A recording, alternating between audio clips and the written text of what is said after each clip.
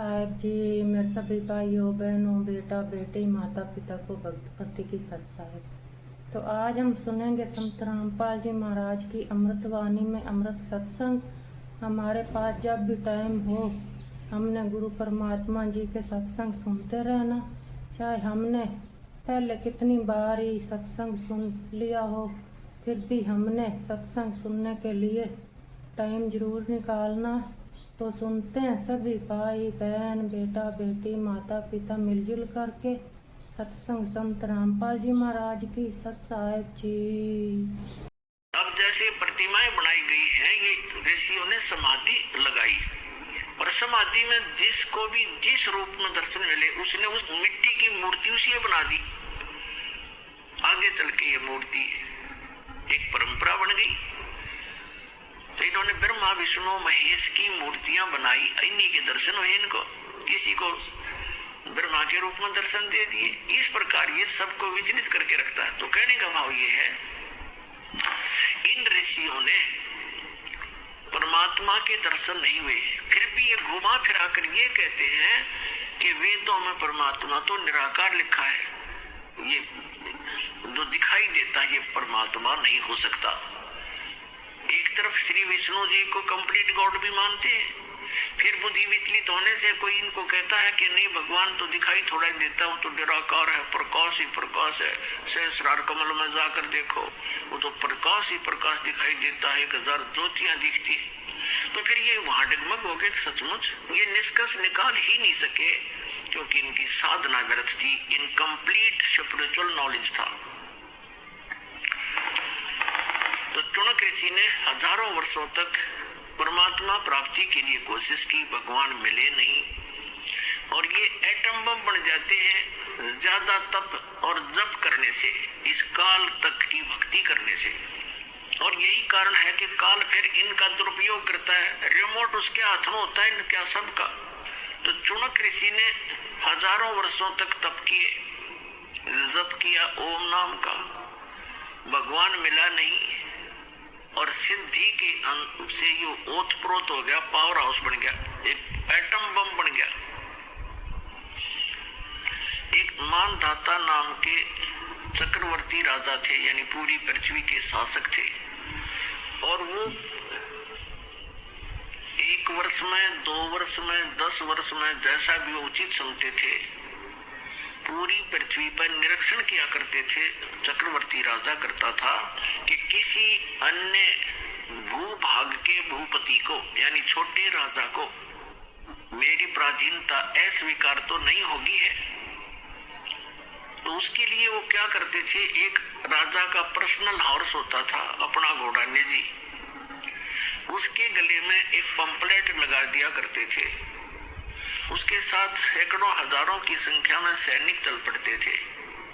राजा का घोड़ा प्रत्येक छोटे राजाओं के राज्य में से गुजरता जाता था। उसके ऊपर लिखा होता था उस पंपलेट पर कि राजा मानधाता चक्रवर्ती का घोड़ा है, राजा के पास 72 अक्षौणी सेना है।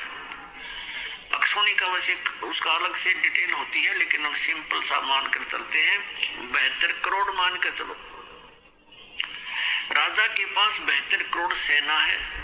और जिस भी राजा को राजा की प्राधीनता अस्वीकार हो, घोड़े को पकड़ ले और बांध ले और युद्ध के लिए तैयार हो जाए। तो वो घोड़ा जब लेकर जा रहे थे सैनिक, चुनक ऋषि की कुटिया रास्ते में थी। रास्ते में चुनक ऋषि ने पूछा भी कहाँ जा रहे हो सैनिक? उन्होंने कहा बाबा जी हम कोई काम जा रहे हैं। वो चले गए। वापस जब आए तो भी उसी रास्ते से आए, वो सारी पृथ्वी पर घूम गए। उस शहर में एंट्री का वही रास्ता था उनका। उस ऋषि ने फिर पूछा भाई सैनिकों कहाँ गए थे, इस घोड़ा खाली क्यों है? सब पर सवार हैं लेकिन इस घोड़े पर कोई असवार नहीं है, क्या कारण है? तब उन्होंने बताया कि ऋषि जी ऐसे ऐसे मानधाता चक्रवर्ती राजा का घोड़ा है और इसके ऊपर कोई बैठ नहीं सकता, इसके गले में लिखा है ऐसे ऐसे।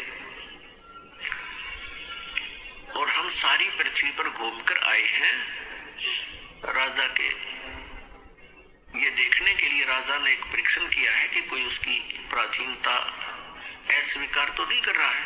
हम ऐसे गए थे तो उस ऋषि ने देखो रिमोट काल के हाथ में बम बना लिया। पहले तो गलत साधना करवा के चुनक ऋषि से रिमोट उसके हाथ में। अब ये मन कौन है? ये मन एलिमेंट है, उस काल का एक अंश है, आत्मा उस दयाल की अंश है। अब देखो ऋषि के मन में उसने रिमोट से ऑन कर दिया। ऋषि के मन में आ गया कि राजा तो अपने आप को बड़ा अहंकारी हो गया है, इसको इतना अभिमान हो गया, इसका अभिमान ठीक करना चाहिए।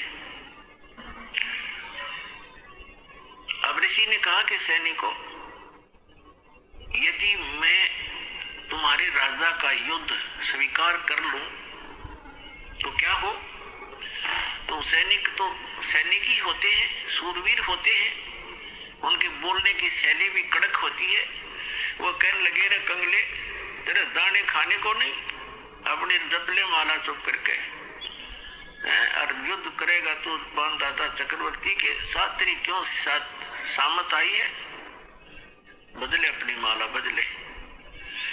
अब ऋषि जी का और दुना दुख हो गया कि इसके सैनिक इतने अभिमानी हैं तो राजा तो पता नहीं क्या होगा, इसको सेट करता हूं।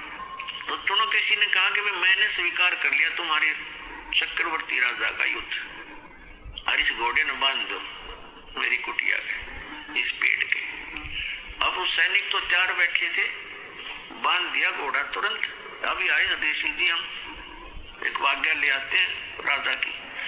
अब राजा को जाकर बताया कि ऐसे ऐसे एक चुनक नाम के ऋषि ने आपका युद्ध स्वीकार कर लिया। राजन, मंत्री सलाहकार होते हैं, वो कहते हैं देखो आज एक आदमी की हिम्मत, एक ने सिर उठाया है राजन, कल न कोई और भी बकवाद कर देगा, धीरे धीरे क्रांति आ जाएगी। और कहते हैं बुराई को शुरुआत में ही नष्ट कर देना चाहिए। तो राजा ने कहा ठीक है जाओ। तो राजा ने अपनी सेना की 3 विभाग कर दिए, 3 बटालियन बना दी और एक टुकड़ी में 18 करोड़ सेना भेज दी एक ऋषि को मारने के लिए। उधर से उस काल के पुजारी ने, चुनक ऋषि ने, ब्रह्म के साधक ने सारे जीवन में जो डले ढोए थे उसकी 4 पुतली बना ली, 4 परमाणु बम बना लिए वचन से। पुणात्माओं, जो आध्यात्मिक मार्ग है, जो साधना ऋषि करते हैं, ये भगवान से ही कुछ पावर कलेक्ट कर लेते हैं। और वो तो समर्थ है जिसके वचन से सारे ब्रह्मांड चल रहे हैं, सब जीव बन गए, सब पशु पक्षी बन रहे हैं, उसी तरह क्रिया कर रहे हैं। वो तो उसके वचन की शक्ति से और उसी में से थोड़ी सी सिद्धि यानी हल्दी की गांठ प्राप्त करके ये मनुष्य भगवान बन बैठता है। तो चुनक ऋषि ने उस सारे जीवन में जो डले डोए थे, जो कंकर पत्थर इकट्ठे करे थे सिद्धियों के, उसकी 4 पुतली बना दी, 4 एटम बम बना दिए, परमाणु बम। एक पुतली छोड़ दी, उसके इतने टुकड़े हो गए एक पुतली के, और उस 18 करोड़ सेना का सेकंडों मिनटों के हिसाब में नाश कर दिया, कत्लेआम कर डाला। राजा ने दूसरी टुकड़ी भेज दी, ऋषि ने अपना दूसरा परमाणु छोड़ दिया, 72 करोड़ सेना का नाश कर दिया उस काल के पुजारी ने। अब गीता अध्याय नंबर 7 के श्लोक नंबर 18 में गीता ज्ञानदाता कहता है, ये ज्ञानी आत्मा है तो उदार अच्छी आत्मा है, चले से भगवान पाने के लिए, लेकिन ये मेरे वाली अनुतम अटल अनुतम यानी मेरे वाली ही अनुतमाम अति घटिया गति में स्थित रहे।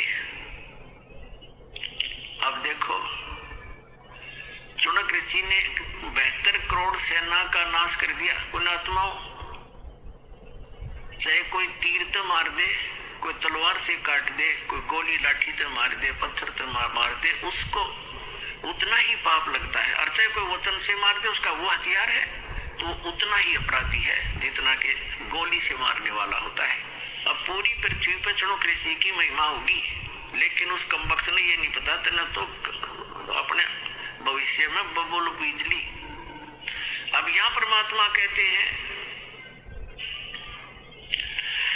72 अक्षौणी अक्षय करी, चुनक ऋषि सुवर एक, ये दे धारे जोरा फिर ये सभी काल के वेख। सूक्ष्म वेद में बताया परमात्मा ने कि 72 अक्षौणी अक्षय करी, 72 अक्षौणी का नाश कर दिया। चुनक ऋषि सुवर एक। पुण्यात्माओं, ये सूक्ष्म वेद की वाणी कोई बालकों की नहीं है, ये इतना गूढ़ रहस्य छुपाए हुए हैं अपने अंदर। ये इन आज तक के कबीर पंथी फलाने इन रोज पढ़ते थे, गरीबदासी इनका कख भी समझ में नहीं आया। चुनक ऋषि स्वर एक, ऋषि स्वर जैसे मुनि मुनिवर, ऋषि ऋषिवर, ऋषि स्वर यानी ऋषियों में श्रेष्ठ, उन श्रेष्ठों में भी श्रेष्ठ, परम श्रेष्ठ ऋषि। उस परम श्रेष्ठ ऋषि के ये काले कर्म है, ये कर्तव्य है काले कारण में। क्या बताते हैं कि 72 अक्षौणी अक्षय करी, चुनक ऋषि स्वर एक। उस अकेले ने 72 करोड़ का नाश कर दिया।